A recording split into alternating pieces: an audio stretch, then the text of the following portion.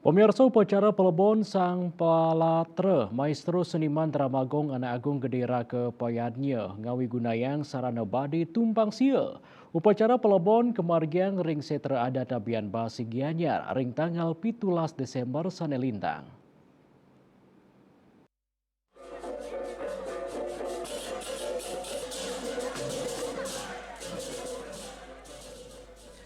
Tios mausana dados pegawai negeri sipil selami maurib Agung Payadnya taler kaloktah pinaka pencetus kesenian Dramagong.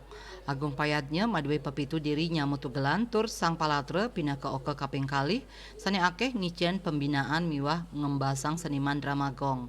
Mejanten kanan punika ngawinang sang palatre sampun katah pentas kedua negara taler moliang penghargaan Wijakusuma saking Pemkab Gianyar. Adin sang palatre anak agung gede rai sudadnya mausang tios maswagina dados PNS sang palatre taler ngelimbak ring widang seni pamekas nyanyi seni Dramagong duk warse siu 966.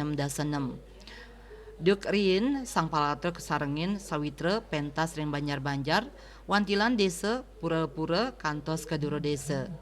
Rari sayang limbak kesenian Dramagong taler pentas ke makudang-kudang wewidangan sejebak Bali.